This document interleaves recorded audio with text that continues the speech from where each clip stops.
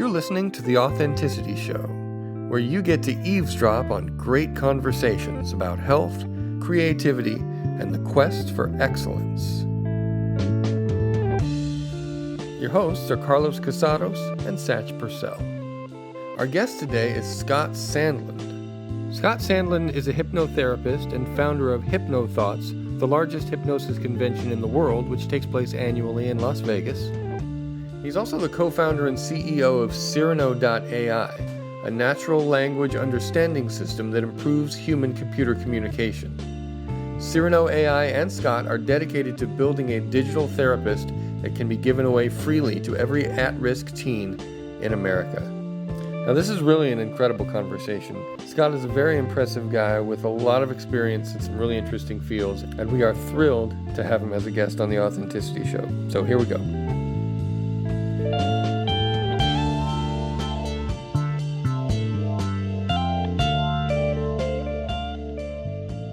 Well, all right. Welcome, Scott Sandland, to our show. It's great to see you always. It's great to be here. Yeah, I'm really excited about this. Yeah, and you know what? Let's raise a glass. I had a glass, but my glass is gone. It's okay. Okay, I finished my glass. So we'll raise a glass in remembrance of your glass. That's right. Absolutely. Yeah. We're not My going to pour ghost one out for the glass. homie. But Yeah, hey, that's right. It's good to see you. It's great to see you. Yeah. And just to be clear, this is not an advertisement for the items that are on the table at all.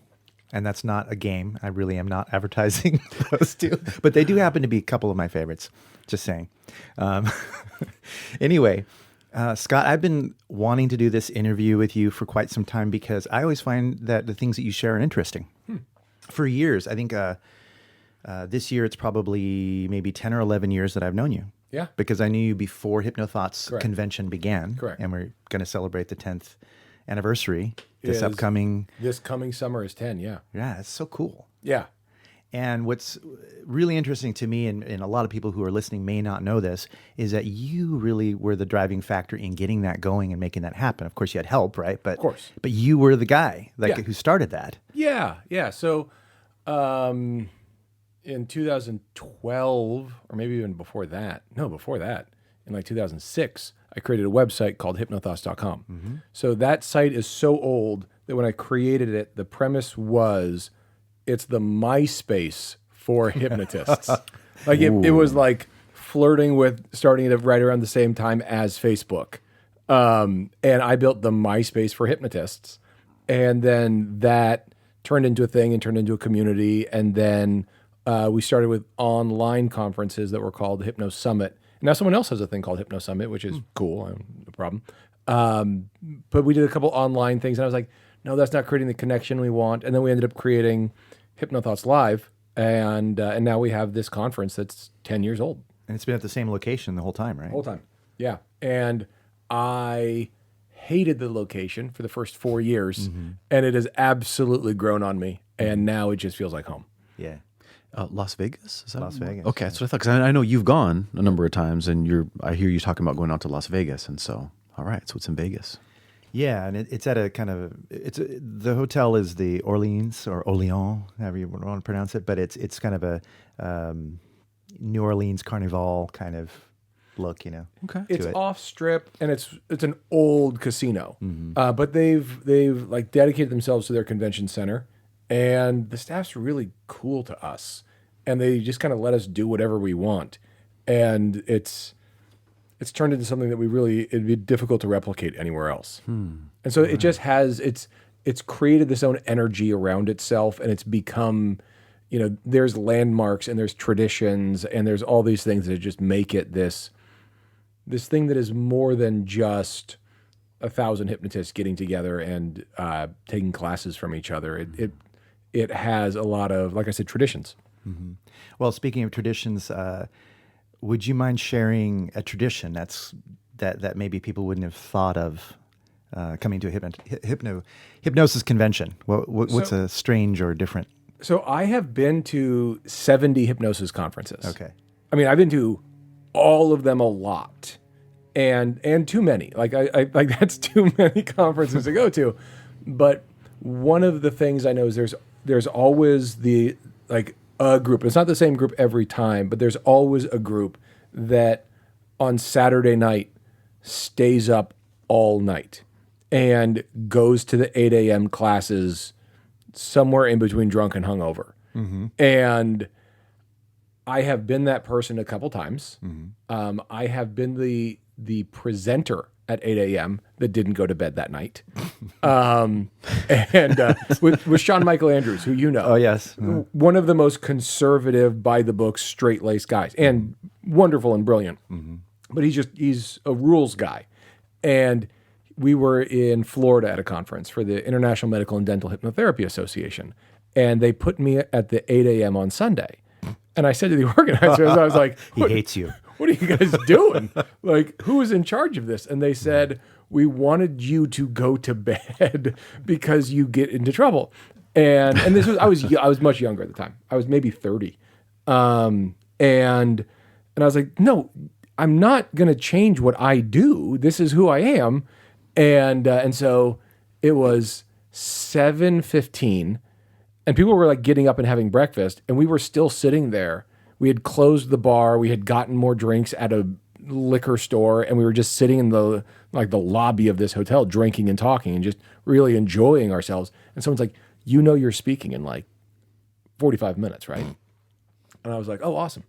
So I ran up to my room and took a shower and everyone thought I went and just passed out and went to sleep. So I came back down and, I put on nice clothes and got ready to present. And I was teaching on medical hypnosis. And so I came down and I walked to the front of the room and it's a pretty full room for 8 a.m., which is cool. And like, there's a buzz about, oh my gosh, Scott was the guy who was staying up all night and now he's actually teaching. What's going to happen? And they were live streaming my class. So there's a webcam right here pointed right at my face. And so I walk right up and I start my class. I go, hi, I'm Larry Ellman. Thanks for coming to my class. And Larry Ellman's wife is in the room and she starts laughing and people laugh. And that was the beginning of my fun feud with Larry Ellman where I started stealing his awards and doing all that stuff. But that's awesome. It's a long answer for, there's one tradition at hypnosis conferences. Saturday night, there's a group that no matter which conference you're at, no matter where you are, there's a group that stays up all night just really bonding and getting into like the weird, deep work of it all and like the inside baseball of it. So it's one of my favorite traditions of it. I love it. I think that's a great tradition in all kinds of places. I think like this needs to get started, like in other places too. Heck yeah. You know? Because it facilitates like a deep dive and like an honest deep dive where people are calling each other out and getting excited about ideas. It's a wonderful thing. Oh yeah, I like it. Yeah, I think all work orientations at every company should do that. You have to pull an all-nighter, and then now you're hired. You know? Yeah, that's your onboarding process. Yeah, that's it. That's So it. get your sea legs. Yeah. Yeah. Then you got to work at 8 a.m. the next morning after you've been up all night. That is a young man's game. Like that's not how you're going to get veteran leadership into your company. Yeah. But there's a time and place for it, and I've benefited a lot from it, especially considering we're obviously West Coast. So when I would go to an East Coast conference, I had a 3-hour head start on everybody else, and so they were all they're like, it's midnight, and I was like, it's 9 for me. Like this is quite easy. So it made it nicer for me. Oh, nice. That's awesome. Well, and what was it that possessed you to think up, let's do a conference when there are already conferences? Yeah, quite a few. Yeah. And when we started HypnoThoughts Live, the only people who really had conferences were people who had organizations, because the only way you could put on a conference was to have a mailing list. And the only people who really had mailing lists of substance were the conferences, or were the organizations. and National Guild and all those guys. And I was, because of the website, I was one of the first individuals to have a website that then created a mailing list that rivaled theirs just in sheer numbers. Wow. And so it became this really interesting thing. And then I approached a conference about doing something with them. And I was like, look, I don't want to step on toes, but I have a lot of people from my website that want to meet in person.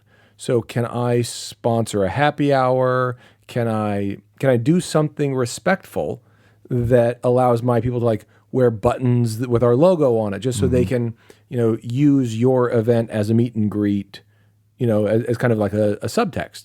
And they were furious about this idea, and they were incredibly rude about it. They felt threatened. Yeah, they felt very threatened, and they threw out, "How dare you?" and "Who do you think you are?" and all this stuff. And I was like, I'm asking how to do this right, and you're saying, "How dare you ask?" And so it just became like, and I had said, "Hey, let's do this," because on the website people said, "Hey, can we do this?" And I was like, "Yeah, let's do it." And my mentor Michael Elner said, "You should probably ask for permission." And I was like, "You know what, and he said that publicly. And I said, "You know what, you're right. I'm going to go ask permission. I'll let you know what they say." Wasn't that kind of what you were doing anyway? Yeah. And so Sounded like permission. And so I said publicly, "I'll let you know what they say." And so I asked, and they said, they wrote this really like caustic response to what I thought was a fairly straightforward request, and no would have been fine. But "How dare you?" and "You suck," and "We don't," whatever. And so I just copy pasted what their reply right into the internet. And I was like, "This is what they said, just like I told you they'd do." And everyone was like, "Oh my God, they're awful jerks." And I was like, "Yes, they are." And so, and this was the National Guild of Hypnotists. I don't even care. I'll tell them. It was the NGH. Okay. They've always sucked to me, and I suck to them. We don't like each other. That's fine. All the other organizations. Meet in the alley I've at midnight. Yeah, exactly. For a brawl. Well, Michael Elner actually almost got into a fist fight with the president of the organization about this and about me, and they had to be physically separated. And these are two, a 70 and 85-year-old man. Wow. We're yelling at each other about this. And so when I heard that, I was like, okay, Richard Clark and I, we were sitting in our office, and he said, "You know what we should do is we should just go get an RV and put it right across the street from their dumbass conference and put up a banner that says people who have fun and a good sense of humor should come here." Yeah. And we would never do that, Yeah. but we jokingly did all the homework. Yeah, and like it's a 20 fun minutes thought. later, we're like, "This is where you get the RVs. This is the parking lot across the street. That's a hotel. We can rent space there. Let's do this." Wow. And then we're like, "Oh my gosh, let's do it. And let's film Scott getting punched in the face." Like, that sounds fantastic. It's like a whole wrestling thing. Yeah, it was going to be so fun. Yeah. And then Luchadors. And we would never do that because I don't want to like go disrespect someone or anything like that, but it's fun to joke about. Yeah. And then somehow, like within 2 days, it went from "we should go crash their party" to "let's just throw our own." And we threw our own, and 4 years later, we were the largest conference in the world. Nice. Like, and I don't mean that like, look how awesome we are. It was what people wanted was fun and community in their learning. Obviously. And we provided fun first. Yeah. And we're going to get all the names. We're going to get all that stuff. We're going to have great content, but we're going to be fun first. What I'm finding interesting about that, well, there are a lot of things I find interesting about it, but in particular, usually when you come forward with a class or an event or a business idea, a lot of the thinking is, okay, well, what's being done and what problems are showing up and how do you solve that problem and what will people pay for and things like, there's a lot of like thinking around it. Right. It's almost like you discovered that the need was there after putting on the event in a way. Yes. And there is one other piece that's probably worth mentioning is Shelley Stockwell, Yeah, who's you and I both know is Yeah. a wonderful, brilliant woman. absolutely. Yeah. She's had an organization called the IHF, and her conference was always fun. And I always loved that about her events was she was doing fun stuff. And she had really, right around the same time, started taking a back seat at the idea of having an event. And she was just shrinking her conference and not wanting to put in the effort because it's a lot of work. Yeah. And so we had also been talking about, man, there's no fun conference anymore. And so that was part of that conversation happening at the same time was the importance of fun and community, because in hypnosis, there really is no accountability. You know, there's no true governing body. There's no, and you could argue if this is good or bad, but there's no legal requirements really. Right. And so if I decide that you are a bad practitioner, there's nothing I can do about it but be petty to you. Right. And that doesn't do anything. It's almost like ministry. Yeah. In that sense. And so my belief is that what we need is accountability in a good way. And we do that through community. And so we need to build respect and community so that we can hear each other. So that if I disagree with something you do, I can come to you and say, Carlos, I want to call you out on this, but I want to do it in a constructive, loving way. And I've earned the right to do that somehow. And you know my intentions are good, so you actually listen. And the only way to do that is to have a respectful community that's fun first. And so my thought was, what we need is accountability in this industry. We're not going to do it with legislation because it's just not going to work. So we should do it through creating community and functionally social norming. And to just say, this is what's appropriate, this is what's not appropriate, and not like my rules, obviously, but to help facilitate the idea of creating that community so that we can have those conversations. So there is that subtext that we were trying to figure out, but it was really sort of like a match to gasoline when they were jerks about it. Wow. So Good job. Go NGH. yeah, go ahead. Thank you, NGH. Thank you. Yeah, well done. It's your stories. I was just gonna say your story is kind of a lesson in not taking yourself so seriously, you know, and then you can be taken seriously. Yeah. you know, Like the benefit of not taking yourself seriously. Yeah, we've always said, like, I take the work seriously and I take helping people seriously, but I don't take myself seriously. Yeah. Like no one cares who we are or what we do. Like that's a really liberating thing. Like at HypnoThoughts this year, I was meeting people at the conference who had no idea who I am, if I was involved with the organization, if I knew hypnosis, like if I was coming to learn hypnosis myself, like, and I was like, this is wonderful. I was going to say it might be strange, but also very interesting to experience it that way. It's great because that means the thing is not a cult of personality. It truly is authentically a community, which is like the best thing it could be. Yeah. That's a real legacy. Yeah. well, let me just backtrack a little bit. After you pulled your all-nighter, you gave your talk on medical hypnosis. Can you talk about what that is for people that aren't familiar with that? Sure. Yeah. That's just the premise of that talk. We just kind of dropped, a talk on medical hypnosis. Like, as if that's back to the drinking, normal right? thing. Yeah. That thing that we've all heard a million times. So I learned hypnosis in 1997 and got certified in 98 by the American Board of Hypnotherapy and the International Medical and Dental Hypnotherapy Association. So that's kind of why I'm that running start. The IMDHA, International Medical and Dental Hypnotherapy Association, is all about the medical application of hypnosis. So if you think the Mayo Clinic, right? Okay. Famous. Founded by two surgeons with the last name Mayo. They're brothers. So the Mayo brothers were doing surgeries with a lower mortality rate than everyone else in America. And the reason they were able to have a lower mortality rate is because the anesthesia at the time was ether.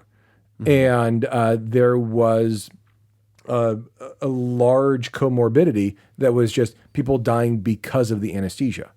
And so what the Mayo brothers learned how to do was use hypnosis to reduce the amount of chemical anesthesia needed. And so their mortality rate was lower only because of that.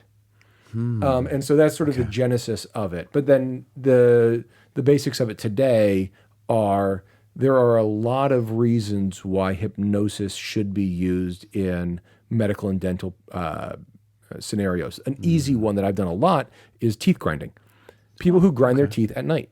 If you are asleep and you are doing something, you are unconscious, which means it's an unconscious behavior. And hypnosis is designed to work with the unconscious mind. And so you say, I mean, we can give you a mouth guard.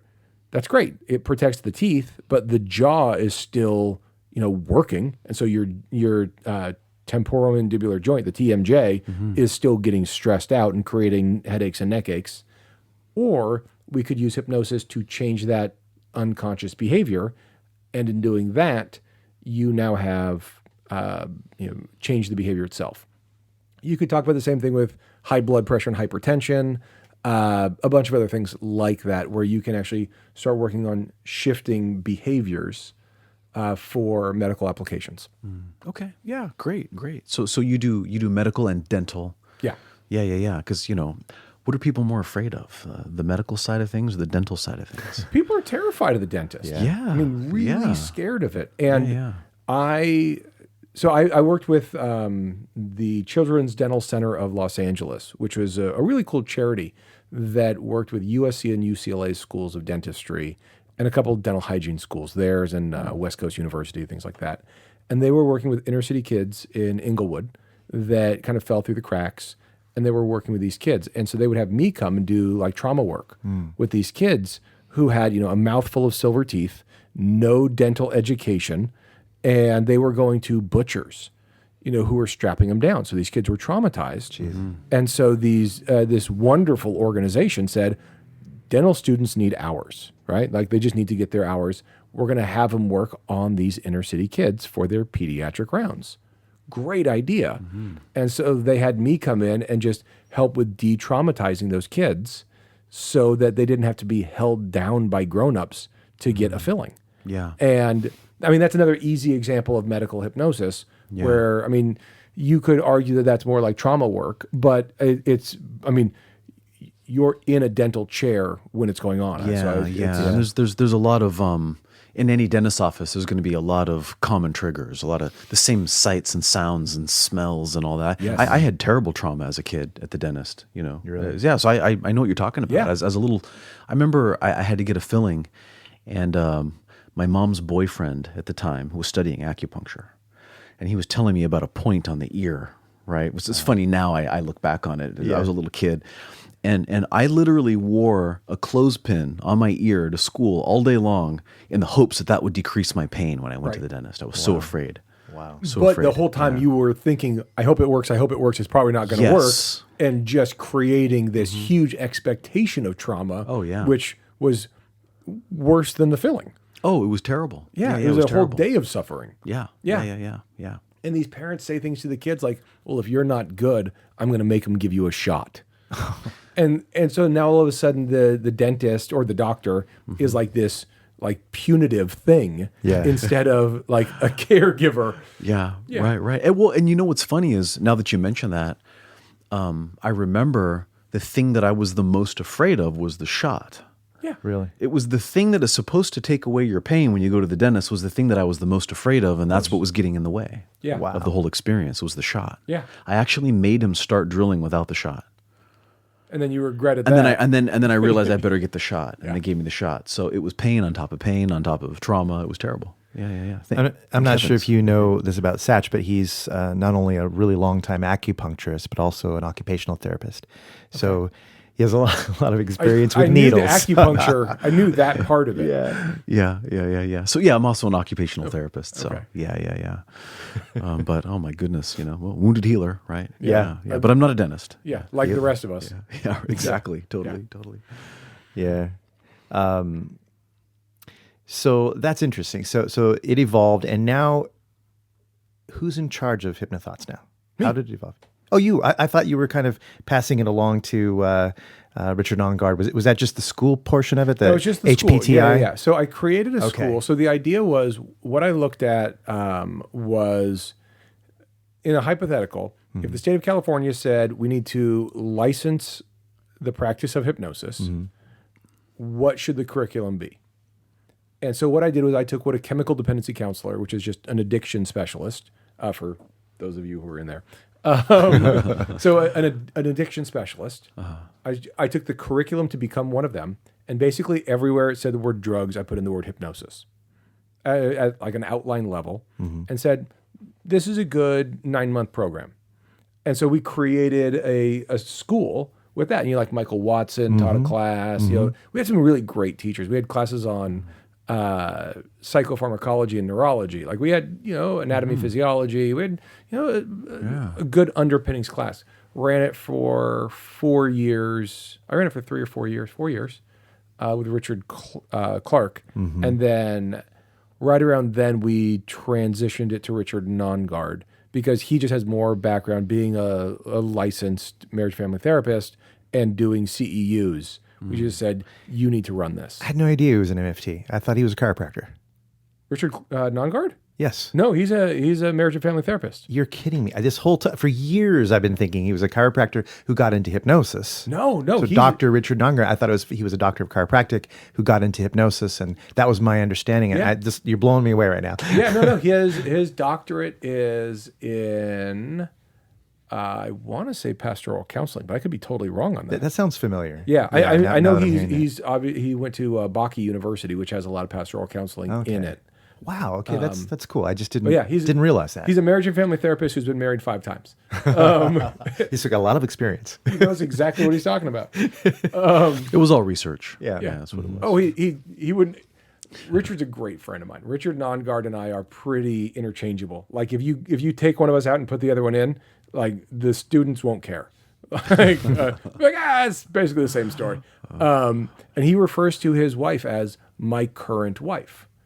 I have his current wife and 2 ex-wives' phone numbers in my phone. Like, Wow. yeah. Okay. And that's just, he believes in marriage as a very different thing than I do. Like I believe in it as a lifetime commitment, hopefully. So far so good.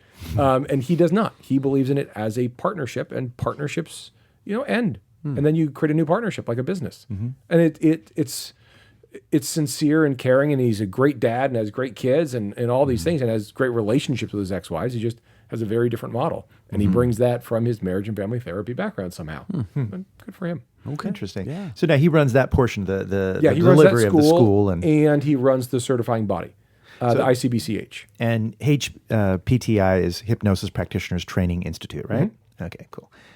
I remember there used to be a series of intro videos that were free, that were all you. They were just basically getting started in hypnosis. And I remember years ago downloading them and watching them. They were really, really well done. Oh, Parsed out the concepts in 10-minute chunks that were easy to understand. And I thought that was really, really brilliant. You can't really find that anymore. I don't see it on the site anymore or anything.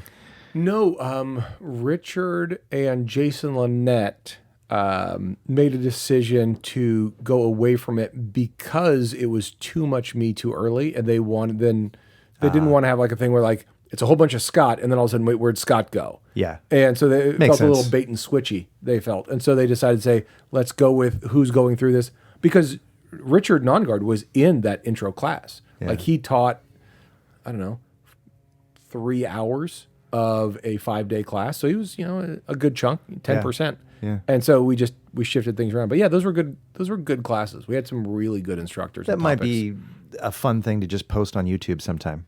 I mean, I have them all. As a learning thing. There's lots of learn how to hypnotize kind of videos on there. I think Anthony Jacquin has a nice kind of progression that he does on there. Yeah, he does. Might be nice I liked your approach, and I liked the way you described things, and it was thoughtful. Thank you. Yeah. Thank you. Yeah, I'm a behavioralist. Like I'm a functional guy, and putting that class together was actually really hard because I needed to take something that I took for granted and deconstruct it. Which, you and I have been doing this for so long that trying to explain the intros in a way that isn't passé but is actually functional, right, is a harder endeavor than it sounds. And so I was quite proud of it. And I'd be lying if I said I didn't have feelings about Richard Nongard taking those down. I agree with his reasoning, and I think he should have. Yeah. But I was still bittersweet. I'm like, man, I really did a thing there. Yeah. But it's still the right decision. Sure. Yeah.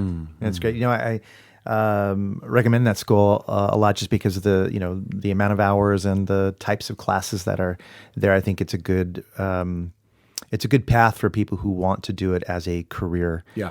I think. I think so too. There are lots of courses out there. Some of them are better. Some of them are less than better. Yep. But that was something that I felt was consistent, and it demanded enough from the student that it seemed like you could be assured that at the end result you would have somebody who was at least competent, would ask the right questions, would know how to find out more, would know how to adapt what they were doing, and basically like what you think of as a competent beginning practitioner. Yeah, a professional with A real professional standards. Yep, with professional communication. Yep.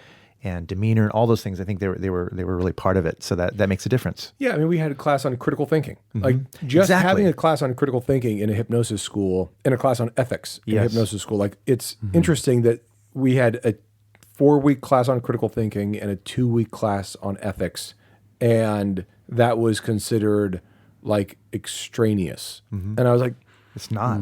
like That comes up so often in my own client sessions, I can't even count it. It's just so often. yeah. Yeah, I was going to say, I think that comes back to, you had shared your methodology that you used when you put the course together, which was you took an accredited program and you borrowed the ideas. Yeah.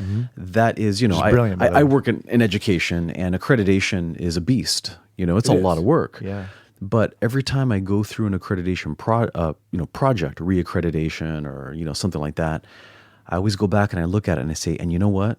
It made my program better. Right. Because it does that. It forces you to pull in outside things that a profession would have. All professions are supposed to study ethics. All professions are supposed to have some, their version of whatever anatomy or physiology it might be. You know what I mean? And so it sounds like you stumbled upon a brilliant way to make that really sound. Yeah, I mean, you're giving me a lot of credit for copying someone else's homework. Well, by the way, all accreditors are kind of the same. You just insert, the expertise of that field. So you didn't do anything anybody else didn't do. So exactly.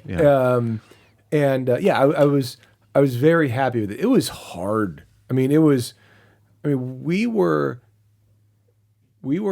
editing the videos for the class and uploading them because it was full. I mean, it was 20 hours of video a week for 9 months.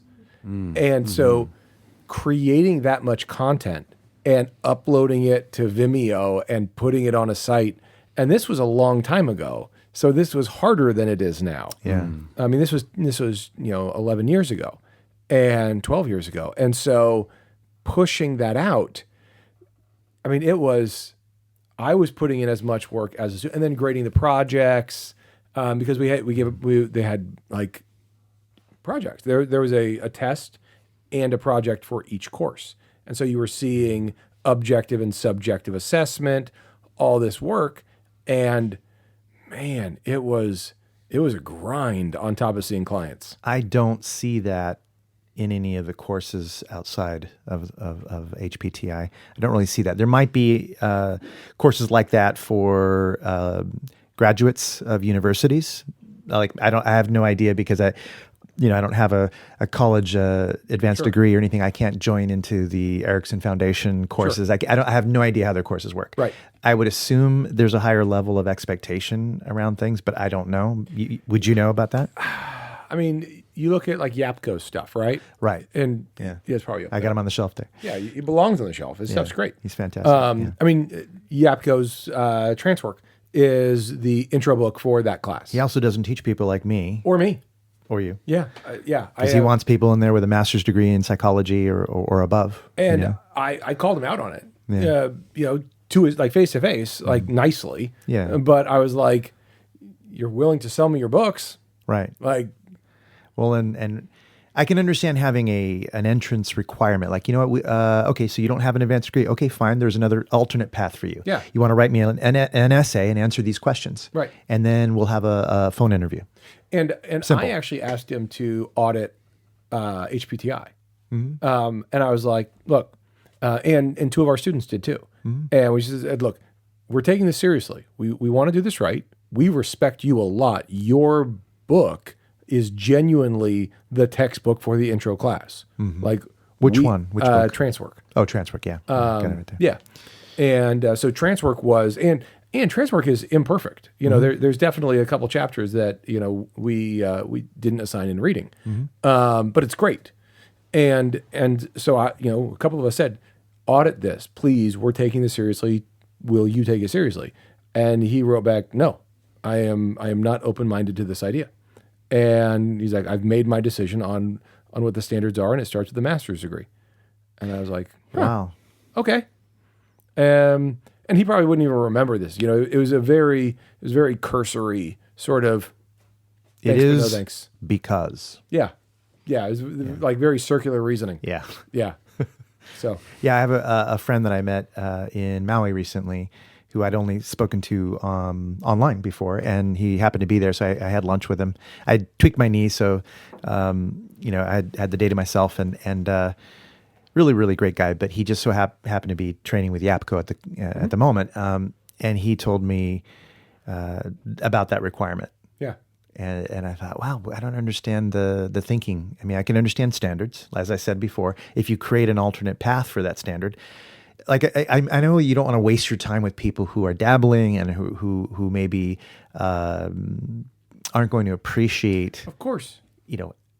how to handle trauma and how to it's handle not- difficult things. It's not get police it. soccer. Like Yeah. it's not everyone deserves to play. Like Right. I totally accept that as a premise. Sure, But- but have a filter that could accommodate a non-standard education. Yeah. That's me. Right. I have an alternative non-standard education. That's Yeah. and I probably always will. Right. And there is a valid path that is the non-traditional path that should be not just recognized but appreciated. Mm-hmm. Yeah. You reminded me of the movie. I'm not sure if you saw it. It's fantastic. It had Sean Penn and Gibson, Mel Gibson? Mel Gibson, and they played these Victorian scholars who were creating the first complete dictionary. It was like the Oxford English complete dictionary. It's like a room, like a whole couple of bookshelves full of books. What we see is the abridged version, but they wanted to categorize every word and every meaning and the etymologies behind it, really all the awesome. language and all the Brilliant variations film. and its usage in history and all throughout history and yeah, it was a fantastic film. But anyway, the guy who was organizing that with the other doctor, the American doctor, he was a Scottish man who was self-educated, and he had a doctoral degree, but it was completely self-educated, and so he wasn't respected with the group of scholars until after he showed them up by creating this incredible product by earning it. Yeah, but everybody scoffed at him and treated him like he was persona non grata, kind of. So one of the people who worked, that I want to see this movie, but I just learned this trivia piece. So J.R.R. Tolkien was a guy who worked on creating the Oxford English Dictionary, and so someone critiqued him in one of his book, something in that Lord of the Rings anthology. An editor was calling him out on his usage of some plural of dwarves or something. I don't know really what it is. I sounded so smart and then so ignorant, like right off the end of a Past table there. perfect. Yeah. Yeah. Yeah. What's the subjunctive of dwarf? Exactly. But so whatever the word was, the guy's like, you can't say it that way. You have to say it this way. And he's like, don't tell me how to use the English language. I invented. Like he's like, I made the dictionary. And you're just like, all right, then you win. Like that's such funny. Point at the scoreboard moment. You're like, yeah, I wrote the dictionary. That is so gangsta. That is gangsta. That is the nerdiest gangsta ever. Totally. And I can rewrite it anytime I want. Speaking of which, let's re-up. Because, let's. it's time. I don't need more ice. Okay. The amount of ice you've given me is wonderful. Yeah. This I just noticed went black. Did it go black? It did. It won't go back then. Yeah. I got good news and bad news, everyone.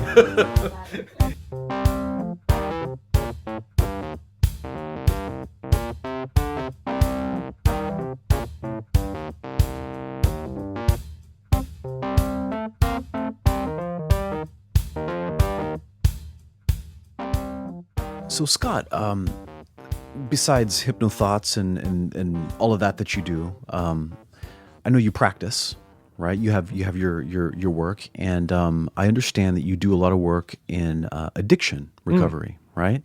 And I think As it'd I be take fun. a sip of my bourbon, yes. Right. Well, it's like being a marriage and family counselor with many wives, right? Like It's research. Sure is. You got to be able to relate, to the clientele. So I'd like to talk about that a little bit. Carlos and I have had many wonderful conversations about this topic in general, and we kind of have our angle, on some of those things. And I would just kind of love to hear about your work. Maybe just kind of start with tell people what you do, where you're at, and all of that. So I have worked with 9 drug rehab centers in Orange County. I've worked as an aftercare provider for a couple of the Malibu ones, the Passages and Promises of the world, and literally and figuratively those. As an aftercare provider, I work as an independent contractor for inpatient treatment facilities as well and outpatient facilities. Okay.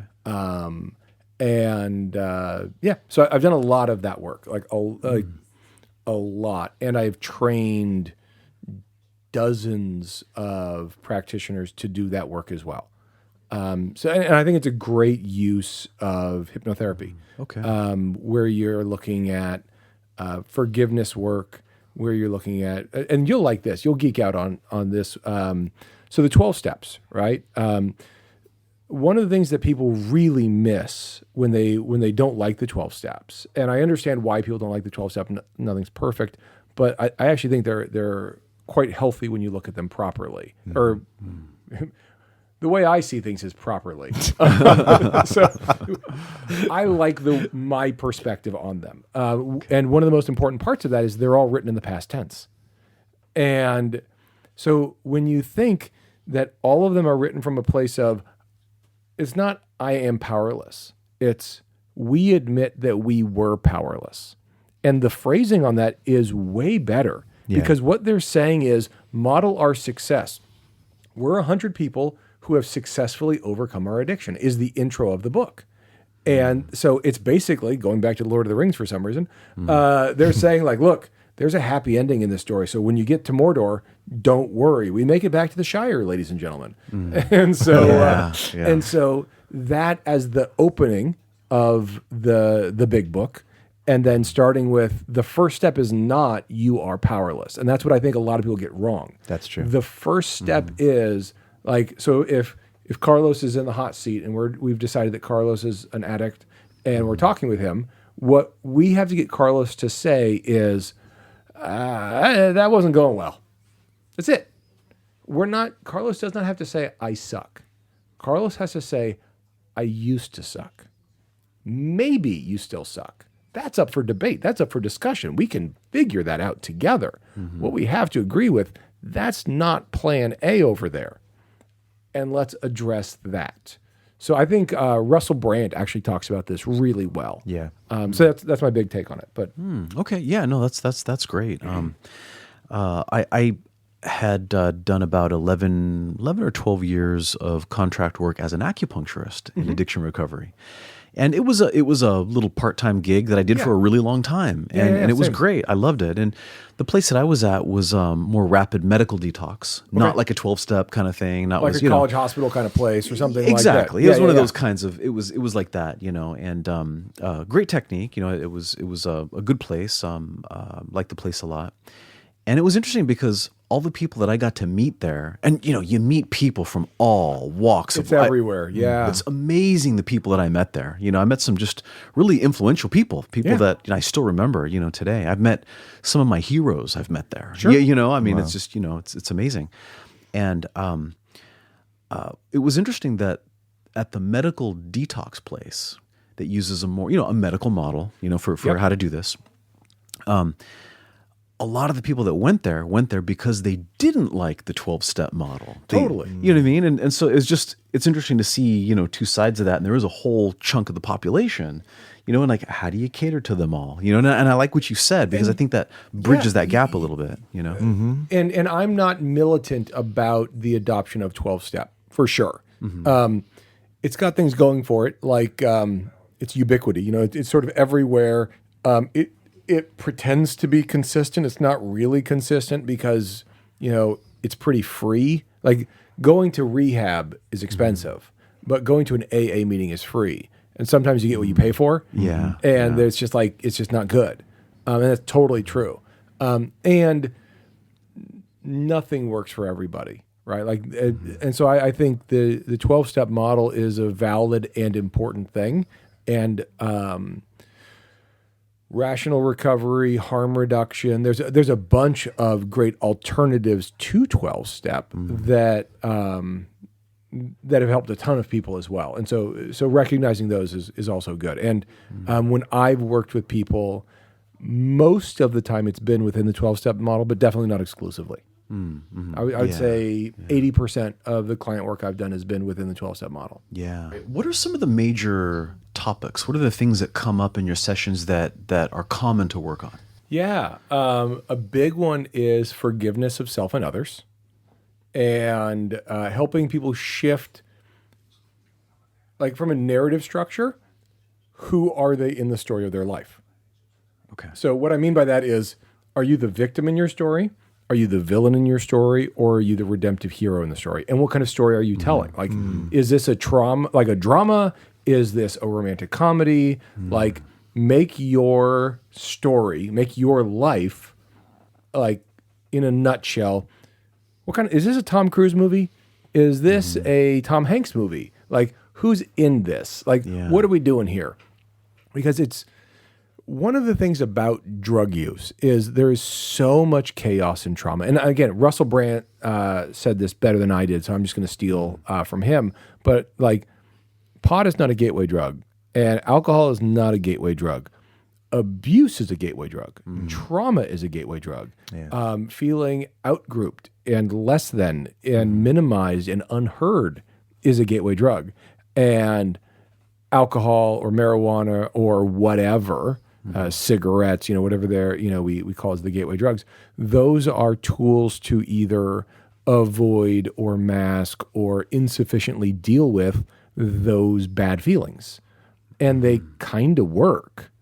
Like they do. That's the problem, is they kind of work, and then you don't actually get to solve the problem. So you're just, chasing and running and chasing and running.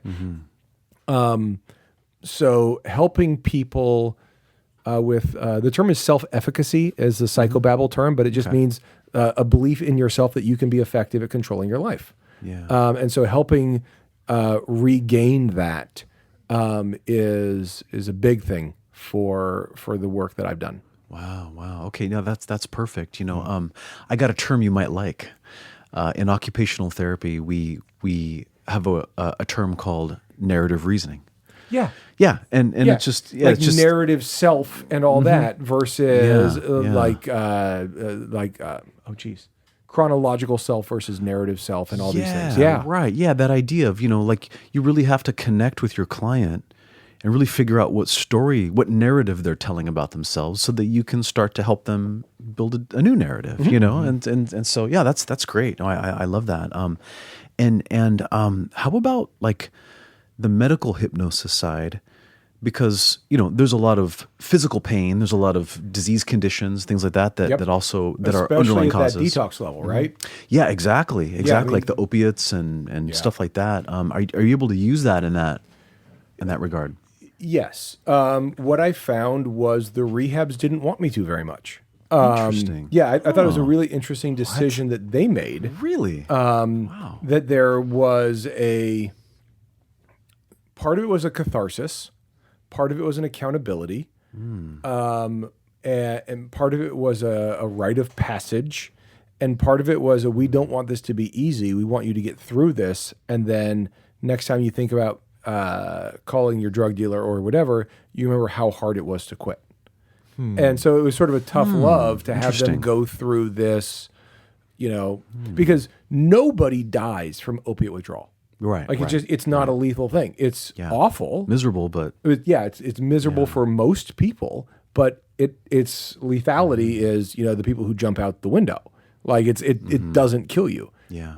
Alcohol withdrawal kills way more people Right. than opiate withdrawal. Right. And it's not anywhere near as uncomfortable.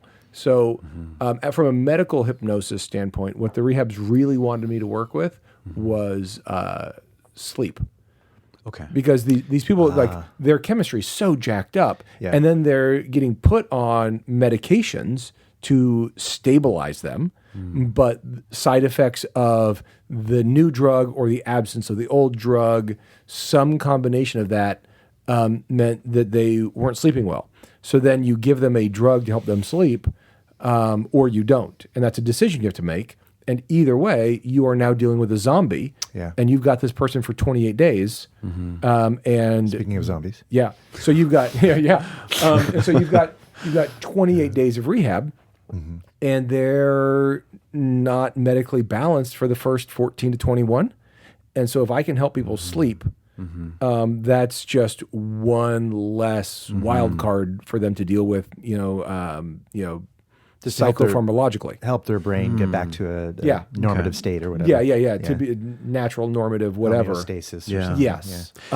So that was a big one. So even if you had people with like chronic pain that led, That's how I got into this. Okay. So the reason I got into addiction work was through pain. So I got into hypnosis for pain. I was in a car accident where I ended up on pavement, and that hurts. Like I did Pete Rose, like, oh yikes, and like Wow. dislocated both shoulders, lost a bunch of skin. Oh my God. Like did the whole thing that hurts a lot.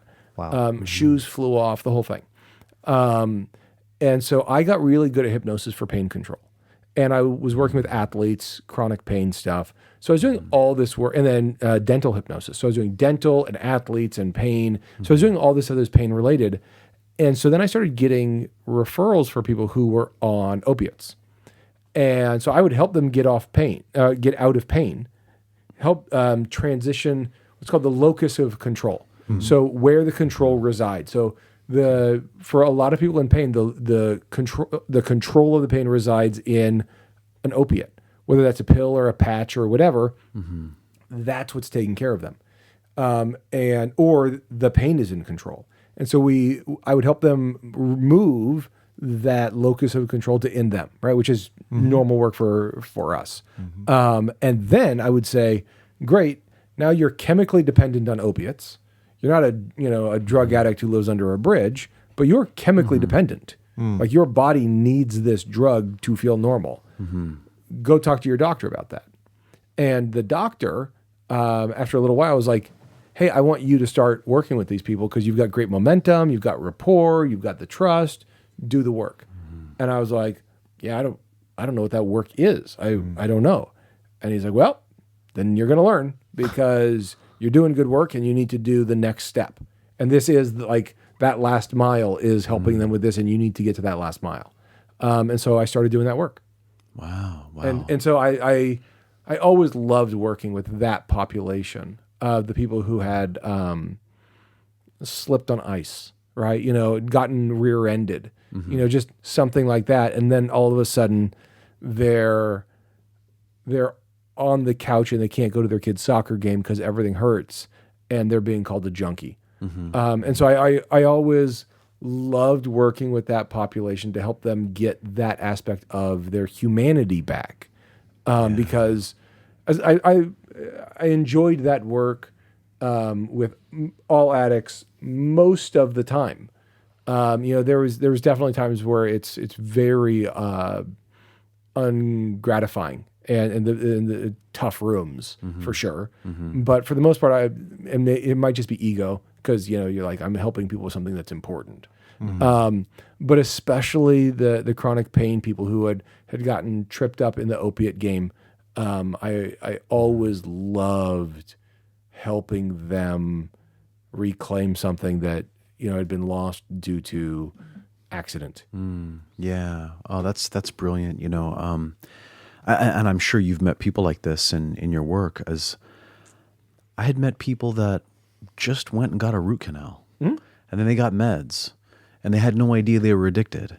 And then the next thing you know, they're vomiting and they can't go to their meetings at work. Right. And then they need more just so they can go to work. And then, a year or two later, they're buying black tar heroin. Right. So they can go to work. And that progression is very real, where a person gets hooked on Vicodin because of root canal. Yeah. And then they start doctor shopping and trying to get, and they're like, look, I'm in pain because they are now chemically dependent on that opiate. Yeah. And so when they don't have that opiate, things hurt. So then now they're complaining to a doctor. The doctor prescribes them now a different opiate. And it's a new doctor who doesn't see it.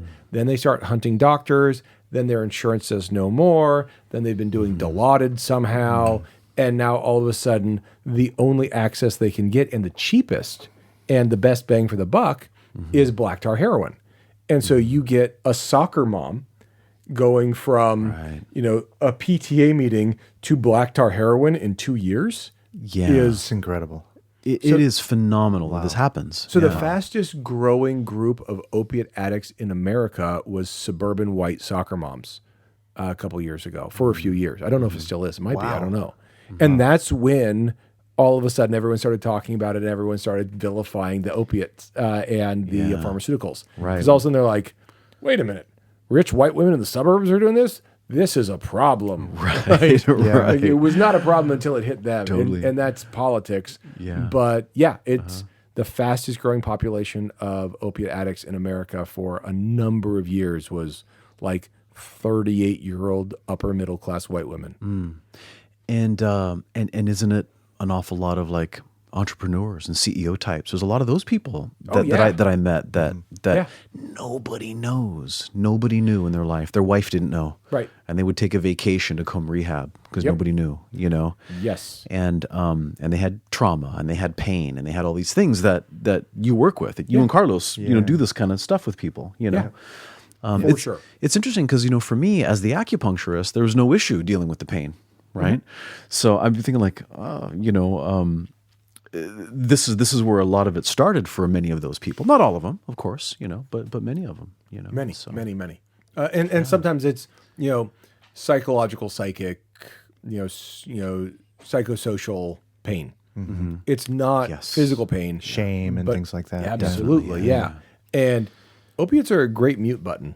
Yep. Like they are really good at turning things off or way down. They're really good at that. Fentanyl is really good at that. It's also good at killing you. Yes, it is. I mean, that's the thing that people don't understand is it's the reason those drugs persist is because they're really good at what they're trying to do also.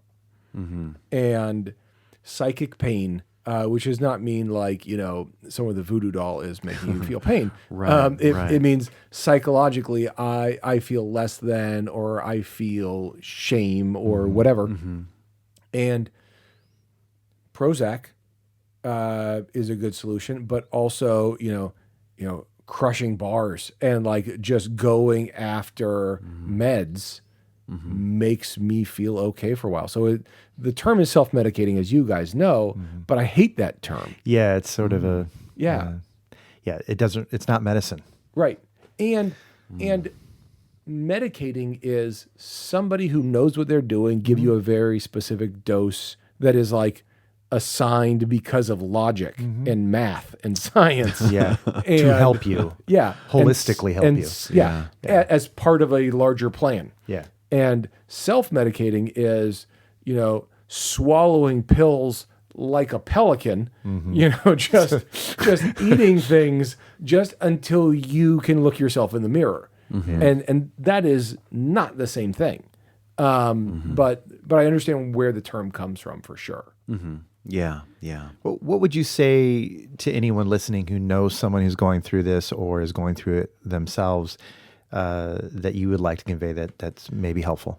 Nothing original, because cliches are good for a reason. Yeah. The first one is it is okay to not be okay. Like owning that you're not okay is really important. Yeah. And I would say you need to pick there's two things that I always ask people who are in this space to do. Number one, just in your head right now, pick a person that you do respect. And it can be Santa Claus. Like, I don't even care if it's a real person. Like, just pick a person that you respect. Not that they're perfect, but you respect them. Your future boss, your grandpa, someone that you value. Now imagine a single file line with everybody you've hung out with last year. Okay? And introduce every single one of them, one at a time in your head as, this is my friend blank. Love it. So you say, Grandpa, this is my friend Carlos. Grandpa, this is my friend Satch. Grandpa, this is my friend Heather. Grandpa, this is my friend. And anybody, you have a moment of like, I don't know if I want to call this person my friend in my own head to the imaginary version of the person I respect, right? If there's a part of you that's like, I don't know about if I want to call this person my friend, cut that person out of your life immediately. Because the only standards we applied is your own right now. Those are your standards, not mine. I don't know who's in your head. I don't know. You're a stranger. I don't know. But if you told me you won't call this person your friend, stop hanging out with them. Yeah. That's number one. Number two is you need to pick a person that you can defer to, and pick 2 or 3 people. And I'm not saying who that should be. I'm not saying it needs to be an AA sponsor. I don't know. I'm just saying you can't be in charge of driving all the time. So you should pick a couple people who get to ground you. Because my son wants ice cream for breakfast all the time. All he wants is chocolate. He's 5 years old. He wants chocolate for breakfast every single day. And it is my job to say no to him. Mm-hmm. And you need someone who can say no to you. And those are the 2 things that I say, anybody who's struggling with these issues, are you surrounding yourself with people you're proud of and proud to be with? And is there someone you respect when you disagree with who you will defer to them? And those are the 2 things that I look at as practical, functional, external observables, which I think are useful because it's so easy to lie to ourselves and rationalize.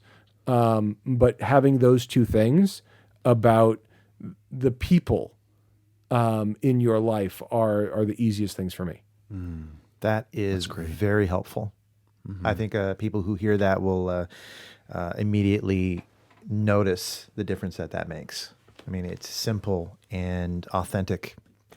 Checking in with yourself, having a criteria to check with. That's huge. It is. And like, you think about like Navy SEALs, right? Like, they're probably the toughest people on the planet.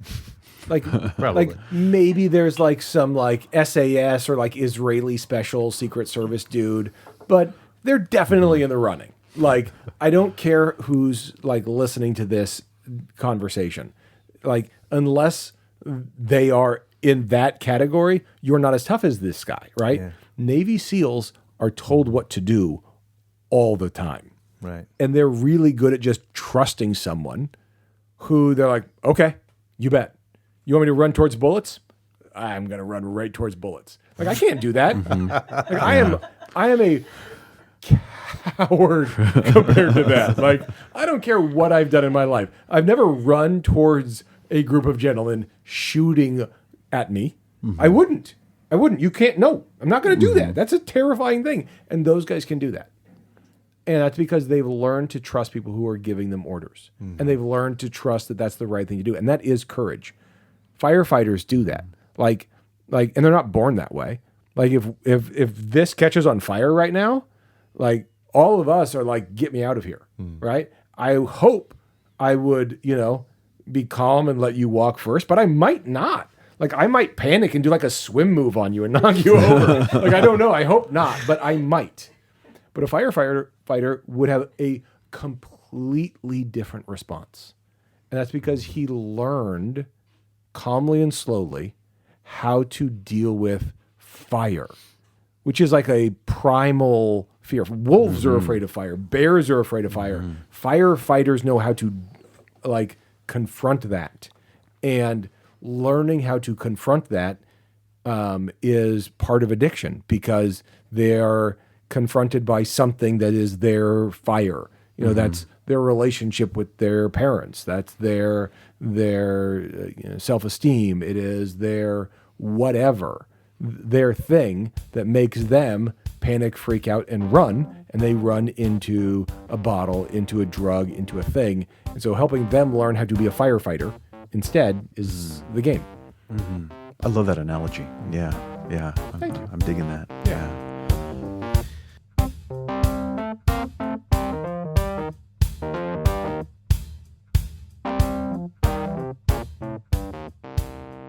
So you had your office for years and years in Newport Beach, not far from the office we're in now. I mean, it was down the road, pretty much down in Irvine. 3 miles? Yeah, from here. Is your current practice primarily just working with the recovery folks, and then you've got your other project, which I'm about to ask you about? Yeah. Are those the 2 things that are current for you? I shut down my office. Okay. I fully shut down the office quite recently, actually, only to do the other project that you're going to ask me about. Okay. So I kept the conference and I kept the project because ethically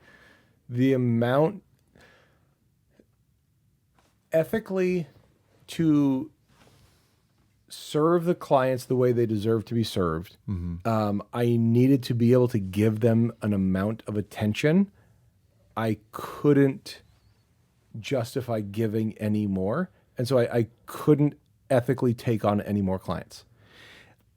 I appreciate that about you because a lot of people don't realize that when you have a client, it isn't just the hour or 2 hours that you spend with them. Yeah, it's you not a take the 50-minute case session. home with you Yeah. and you think about it and you hold a space for them inside of your conscience and your consciousness and you do research and you call Colleagues. mentors and Yeah. colleagues and you discuss the general principles that might help them the next time you see read them. entire You books. mull over the things that you did or didn't do during that session so that you can give them an even better session the next time. Yeah, you and I have read an entire book Yeah. because of a single person Yes. that only gave you a couple $100. Yes. And you were like, I'm going to read, Yep. I'm going to dedicate hours of my life, Yep. like extracurricular, because I ethically owe it to this person. Yes. They're counting on me. They're counting on me. Yes, yes. To be the best I can be at the thing that they need help with. Yes. Yeah. And so, And either to ask them the right questions or to have an answer or to promote an experience for them to get better. and I felt myself, one of the things that Michael Elner, again, my mentor, Yeah. He was fantastic. he was a special person and a special practitioner. Yeah. And I remember being very impressed by him very early at how little it seemed like he was doing. And kind of empty hand stuff, right? And like how effortless it seemed, and somehow it seemed like unfair, and he was cheating because I had to do a bunch of technique-y bullshit, and he didn't have to somehow. And it's because of the other stuff that he was so good at and what he knew, and that's sort of like the good to great, cook to chef, like all those metaphors. And I talked to him about it a lot, and I remember him saying, the thing that I'm able to do is be 100% present with every client all day. And I know that if I'm just that, I'm going to help him because of what I've earned. And he had earned everything, right? He had done the effort, he had done the work, he'd taken the classes, he had done everything so that if he was present, the solutions were going to come. Yeah. Just through like those 10,000 hour Malcolm Gladwell sort of expert stuff. And he told me that, and it took me years to like really get it. And the metaphor he used, that you might have actually heard him say, because he said it a lot, and I learned the meaning of this metaphor like 10 times. He would say, you just need to hear the cat purr. And like that metaphor is excellent. And like, and it's kind of stolen from Bandler's, like, you know how to, or Erickson actually, you know how to scratch a hog. Like, it's like that. But like, he talked about like when you're petting the cat right, it purrs. And if you know how to make the cat purr, you don't need to know anatomy and physiology. Right. And not all cats purr for the same reasons, the same way, and da-da-da-da, but you're just trying to make the cat purr. And if you're a cat person, that works. And I reappreciated that a bunch of times over my career. And I got to the point where I could do that. And I could just be present, and that was enough. And You're a cat whisperer. I was a cat whisperer. And, it's a 10,000 hours thing, right? Yeah, and any of us can get great at something if you put in 10,000 hours. And I got great at this. And I felt myself being less and less present. Like I really did, because of this other challenge that I saw, or the same challenge, which the other piece of this challenge that I saw, and this other opportunity to help people at a larger scale that started pulling at me more. And so ultimately I just had to say, I'm not taking on any new clients, and I'm only going to see old clients. And then I just kept tapering that off. And I have 2 clients now. Wow. Isn't that crazy? Yeah, that is crazy. I was doing 30 clients a week and 7 groups. So I was doing 30 one-on-ones and 7 groups for 8 years. It's a lot of sessions, It's a lot of sessions. especially for the amount of effort that goes into and around Yeah. providing a session. Yeah. I think. So 25 to 30 one-on-ones in 7 groups for 8 years. And obviously a lot more before that. But Yeah. but that. And then I went down to, I have 2 that I see every other week. Wow. Wow. So you started a new project. So it sounds like a new cat was purring. Yeah. So I opened a clinic, and we had psychotherapists, we had life coaches, we had hypnotherapists, we had an acupuncturist, not far from here. And we were doing work with drug rehab centers. We were doing all this work, and I could walk to work. Like, that's how cool my life was. That's right. I would just do a phone call and walk to work, and I would do a phone call on my way back. And I never worked during Laker games because I was on my schedule. Like, fuck you. Like, who does that? Like, that's so unlikable. It's so unlikable that I was doing all, and I was like, nah, I don't work during Laker games. I really enjoy watching the Lakers. And they weren't even good those years. Like, it was like Kobe was gone, and I was still doing it. And one day I was walking to work, and it just happened to be garbage day. It was Wednesday. I remember it very vividly. I was looking at the trash cans, and I knew when I got to my office, there was a process group of 30 women in my group room. And I walked in, and there were 30-ish women in my group therapy room. And one of my staff members was running that group. And 1 or 2 of the one-on-one rooms was also full. And Richard Clark and I were sharing an office. And I walked in, and he was there before me, even though I could walk. And I threw my keys on the desk. I just tossed my keys on the desk. And he's like, what was that? And I go, dude, we're garbage men. And he goes, what are you talking about? I go, we are garbage men. And he goes, we're pretty well paid garbage men. And I was like, no, seriously.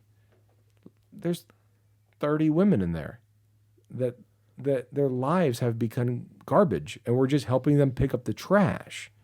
And they're not trash. I'm not saying that. What I'm saying is we're getting to every one of them too late. And the reason we had started the clinic, and we put it next to Newport Harbor High School, was because I wanted to work with at-risk teens. And I said, it didn't work. We didn't get to at-risk teens. We got to, our busiest week, we saw 1,000 drug addicts. That's a busy week. Yeah. And we did that more than once. And so I was like, look, I wanted to get in front of this problem. And all we're doing is picking up the pieces after the problem's already here. And we're not solving the problem we started this clinic to address. And he said, well, if you can figure out how to prevent suffering and trauma, that'll be great. Until then, let's help the people who are ready. And I took that as some sort of challenge. And this is a screwed up sentence. Of all the things I've said tonight, this is the screwed up sentence. As luck would have it, the next day there was a school shooting. See how that's an awful sentence? Wow. Yeah. And I was at lunch, and I was with my friend Dan Paris, and we were just at lunch, and there was a TV that was live streaming from kids' phones a school shooting from inside the school. Jesus. And Dan said one of the smartest things I've ever heard, and he was like, "Isn't that crazy? When kids are really in danger, they trust phones more than grown-ups." And as soon as I heard that, I was like, there we go. That's what I need to do. I need to figure out how to have phones save the kids. Because I watched teen suicide become the second leading cause of death under the age of 24 in America. 3,000 high school kids attempt suicide every single day. So in a 4-year window of kids, pre-COVID, 3,000 kids are trying to kill themselves on purpose. That's insane. And the numbers way more than doubled in an 8-year period. And in a couple demographics, like 14-year-old girls, it more than tripled. And it's the biggest problem in America that I can see. Yeah. And you can talk about vaccinations and COVID and war on drugs and war on terror and whatever. The kids are killing themselves on purpose at numbers that no one can fathom. They don't even understand why it's happening. Right. And they're like, oh, it's millennial snowflakes. Yeah. No, it's not. No, They're it's neither not. millennials nor snowflakes. Yeah. Neither of those things is true. Yeah. Millennials are 35. Yeah. These high school kids are and so I looked at this, I was like, I need to dedicate a lot of work to that problem. And so that's what I started doing. And so I built an artificial intelligence system because I figured that's the key. So cell phones are 2/3 of the definition of God. They are all knowing and they are all present. Yeah. Yeah. And we give them to 14-year-olds with no instructions and hope it works. And that's Icarus, right? Like Yeah. the technology is not bad. The kid just flies too high and the wax melts and the kid dies. And that's what cell phones are. And the cell phones are not the bad guy in this story. They're the technology. Yes. And so I said we need to just teach these kids to use this tech to be the solution to instead of the cause of the problem. I just want to pause you for a moment because I'm really interested in what you're saying. But That was quite a monologue, forgive me. well, no, that was beautiful. And I had a conversation with Oliver, the producer of the show you met earlier.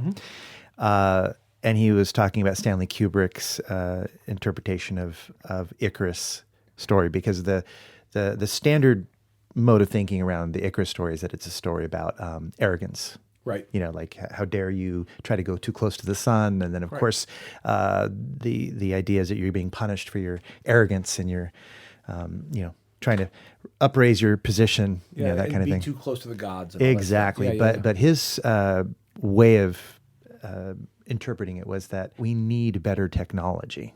Yeah. That we need to if Icarus had better wings, You're right. If he had used something besides wax that could melt. he could have gotten closer without a problem. Yeah. So what you're saying Yeah. relates to that. I literally had that conversation, I think it was last night or the night before. Yeah. That's I just love synchronicity. that is, I mean, none of us have any idea what it's like to be cyberbullied. Like you really, really deeply don't. Like everyone got bullied in high school a little bit. I did. Yeah, I did. We all did. And then you went home and the bully wasn't there. A 12-year-old fat girl in the closest high school to wherever we are gets bullied when she gets home. And she gets tagged on things that she wasn't even part of. It's not even just that she's not invited to the party, it's that she's tagged to make sure she feels outgrouped and less than. So it's the bullying is endless and permeates her connection with the world. A cell phone is now a sixth sense that kids have. Yeah. And when you take a phone away from a kid, it's like blindfolding them. And then if you say one of your senses is going to be the source of your shame and your defensiveness and attacking, it's an awful thing. And 14-year-old girls are one of the cruelest things we've made so far. Like they're just awful. And they have no tact, but they have like weaponized like hurting feelings, and they don't realize how bad it is. Yeah. And so you just look at that, and it's tough. It's genuinely deeply tough. And so I said, okay, I've trained hypnotists. I created HPTI. Yep. I trained, a couple hundred hypnotists. I built out a school. I built out a clinic. I'm just going to build a robot that can talk to people the way I talk to people. And that robot will be 80% as good as I am. And a robot that's 80% as good as I am sounds like a pretty cool thing to make. And then I found out why you can't make them. And I spent a year trying to make it before I realized why you couldn't. And it's because those robots were built by people with Asperger's. And so they were genuinely, there's a couple guys that are brilliant people. I mean, there's a guy named Richard Sozier, and I mean this sincerely.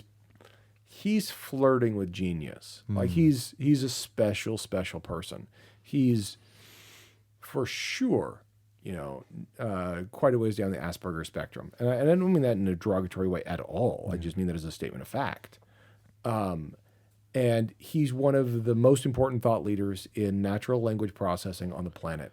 He's got hundreds of millions of dollars because of what he built for Salesforce. He is one of the guys who created all the AI classes for Stanford. And he's truly special. And his thesis, his mission statement is computer systems need to optimize for complete, accurate responses. And as soon as I read that, I realized what was wrong. Because that's not effective communication. No. And you and I, when we're talking with clients, don't give complete, accurate responses. When they say, what is hypnosis? We don't try to explain it to them. We give them what they need so we can get to the next step to help them. And that's what everyone who's an effective communicator does. And that's why Siri sucks. And that's why Google Home sucks.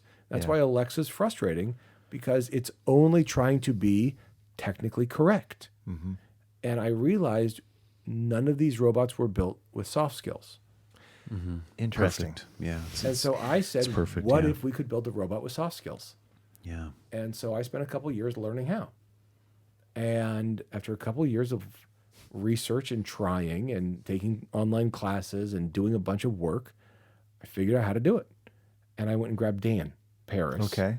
Yeah. who's a sociologist, neurolinguist, and one of the most well-read guys on NLP I've ever met. And he's never been wrong about a book recommendation. And I always trusted him implicitly on any book. Yeah. And he's the guy who introduced me to Jonathan Altfeld. He's the guy who introduced me to Sean and Jess Marion, and or Sean Carson and Jess Marion, forgive me.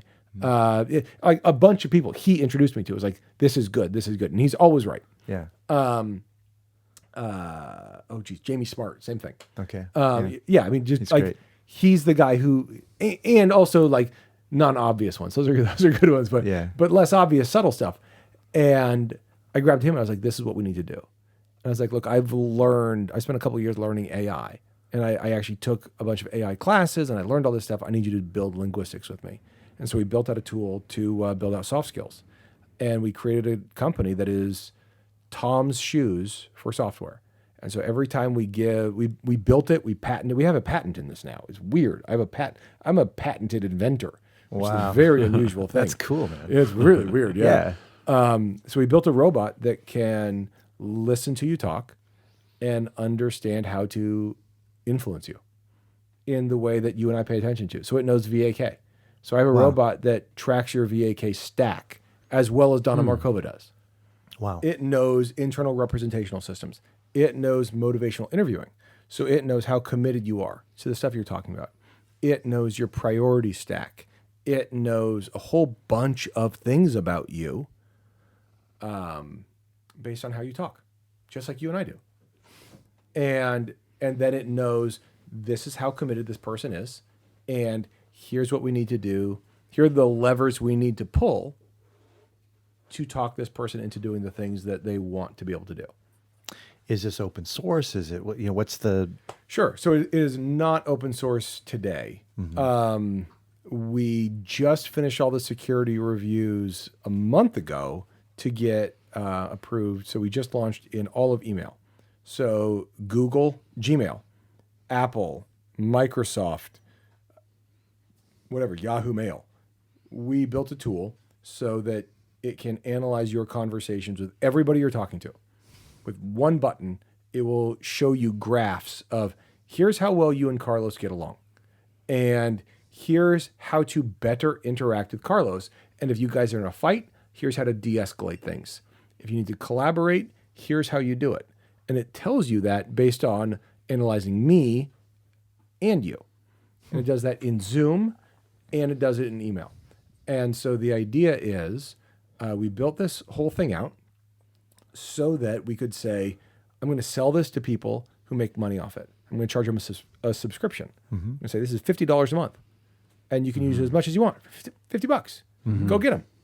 And then for every person who uses it, that means I can fund one teen crisis hotline, one suicide hotline, one Veterans Affairs. I can give it to that person for free. So those volunteers now have what you and I know how to do. And it's, all the things it knows how to do, it knows how to do as well as you and I do. Wow.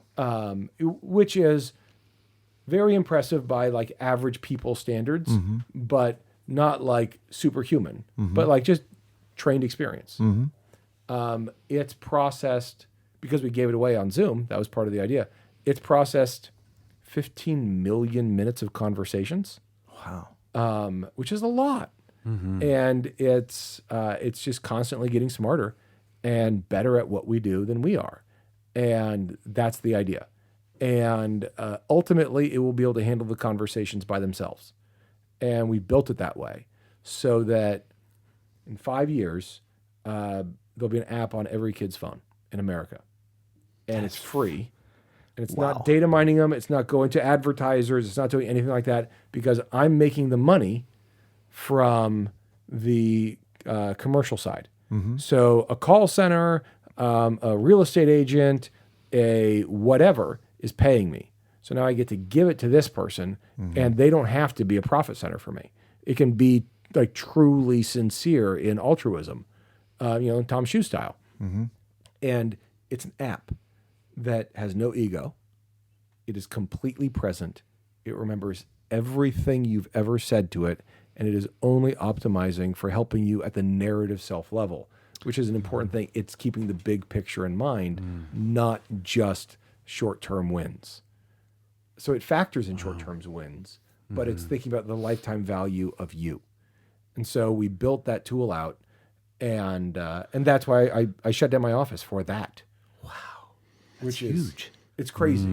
So I'm actually going to speak at a conference in a month about it.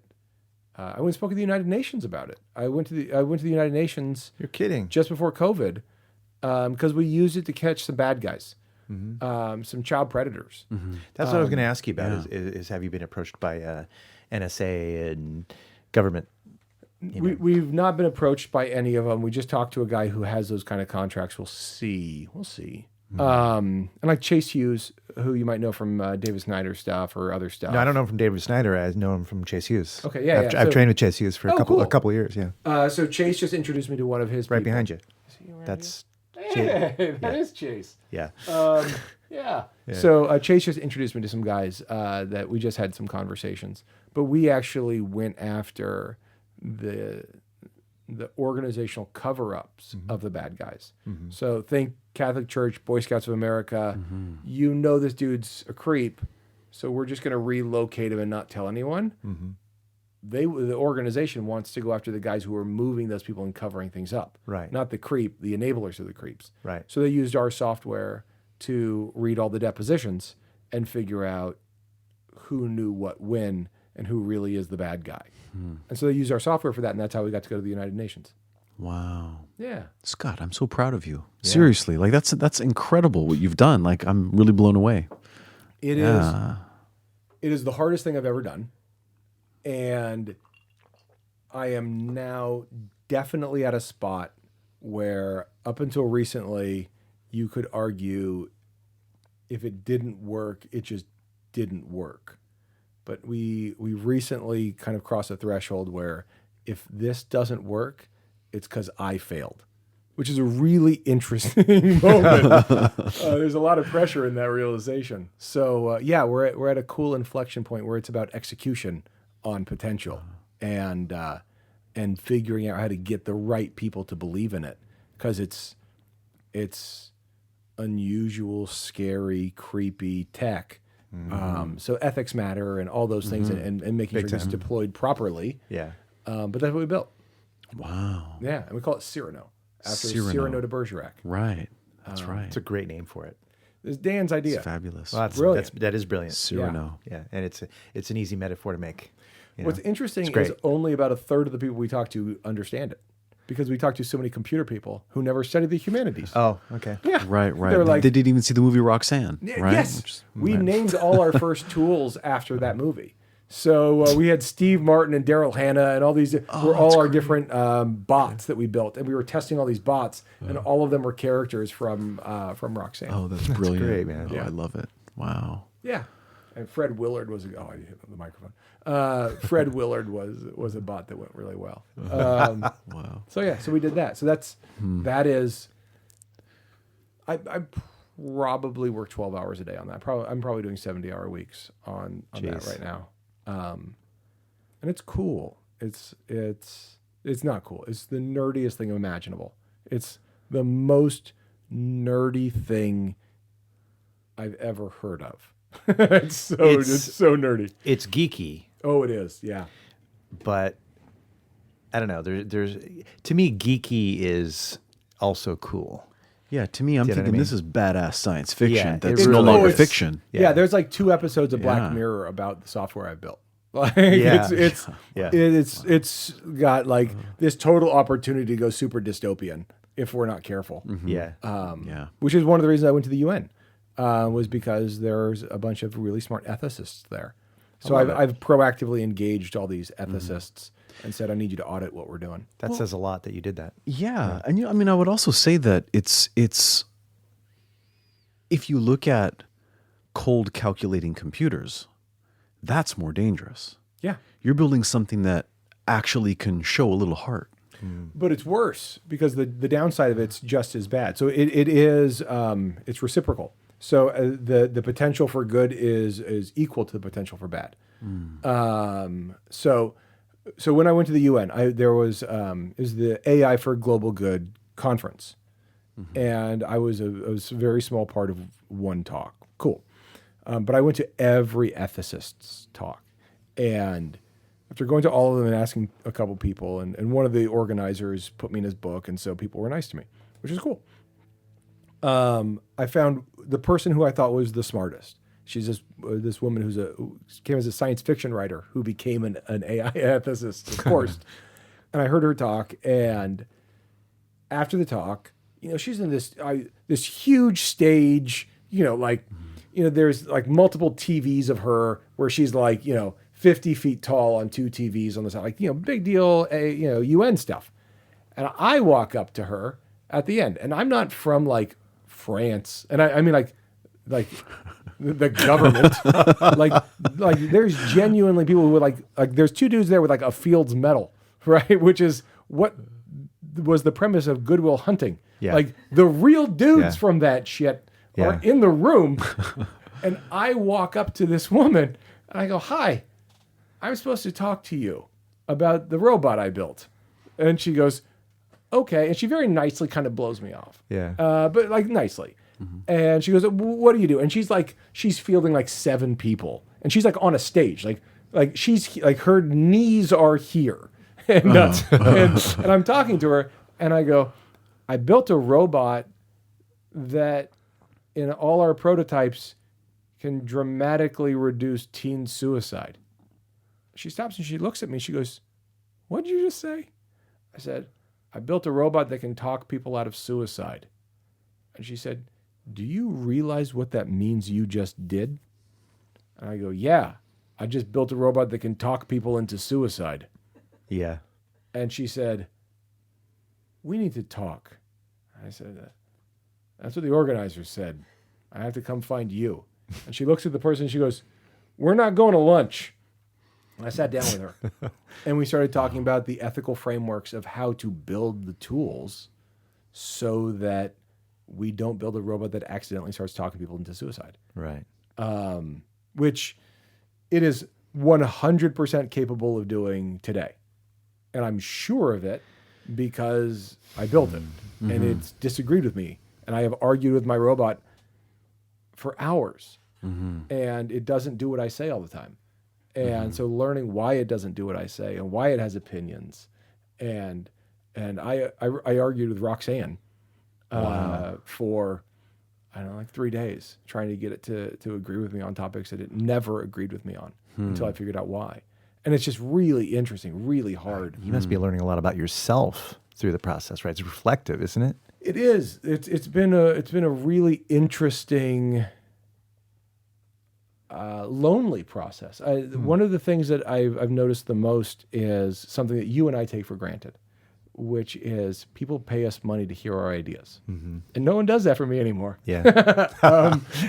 This is the closest thing I've had to anyone pay attention to me in years. And Our show, you mean? Or no, Cyrano? literally this moment. Okay, this moment right here. Our Us in this shared room. moment.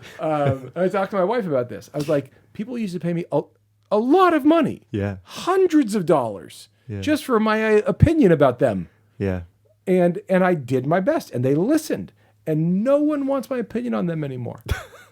And so I went from like giving all my attention to a person who was present and in 1 hour increments, and I could like really sprint with a person and do great work. And I spend 10 hours a day with a computer and a whiteboard. And it's super different. And it's a very weird set of challenges where you're reading, like the robot, like the other day, the robot spit out 2,000 pages of observations.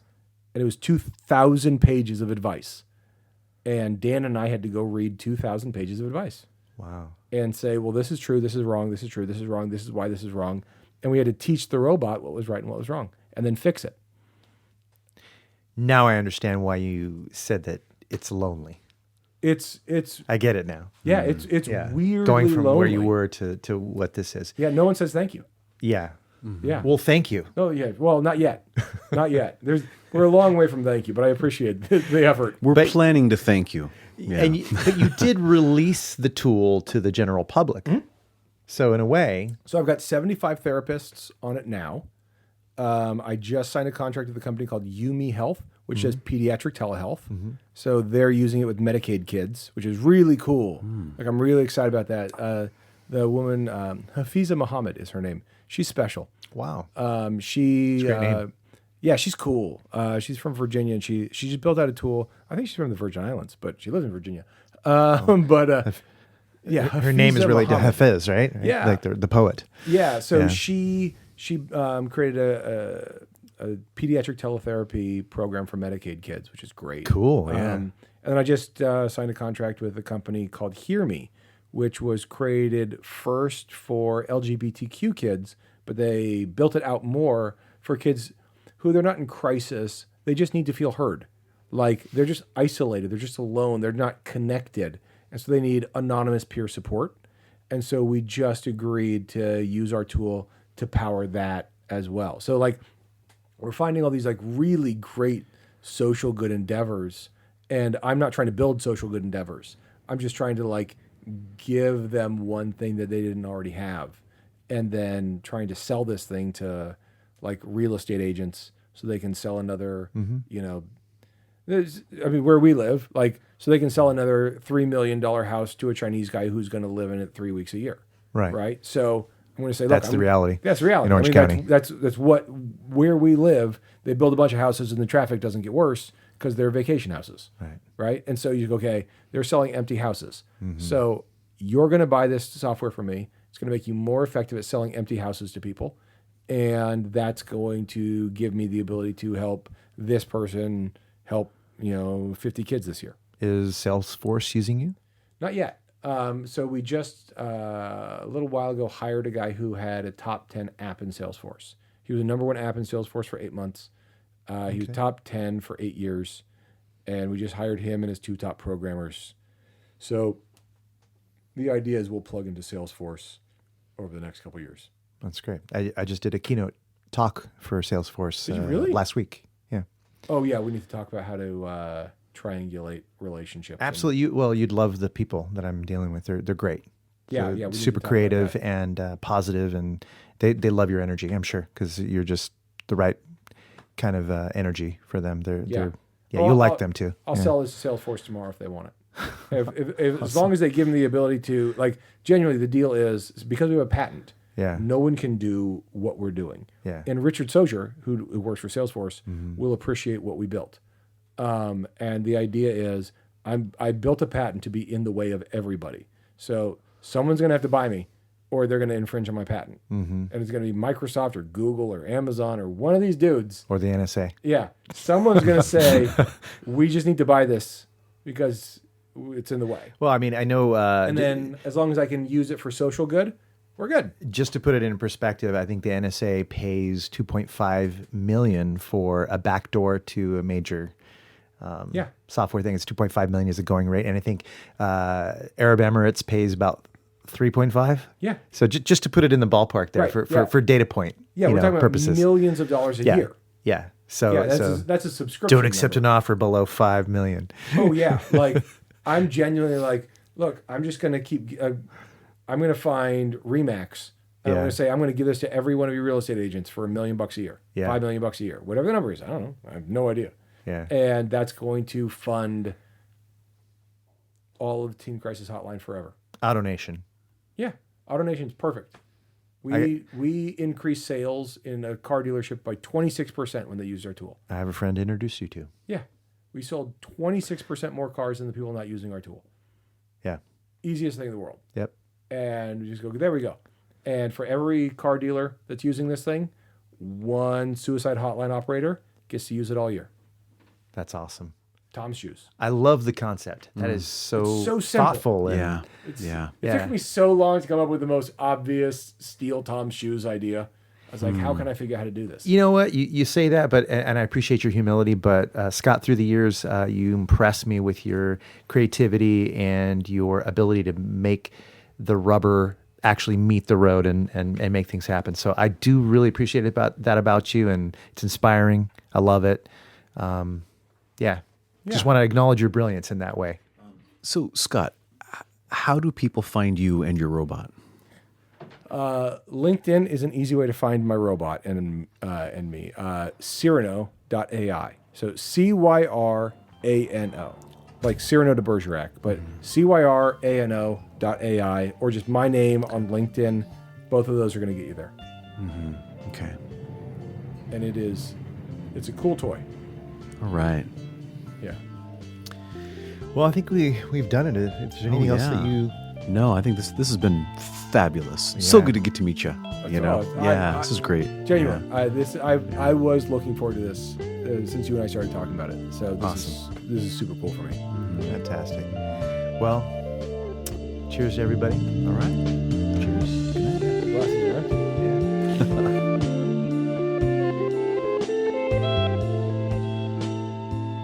You've been listening to The Authenticity Show with your hosts, Carlos Casados and Satch Purcell. Very special thanks to our guest, Scott Sandland. My name is Oliver Altine. I produce the show. I also wrote our theme song, which you're listening to right now. Please subscribe to The Authenticity Show wherever you get your podcasts and connect with us on social media. And you can find our website at authenticityshow.com. Thanks for listening and have an authentic day.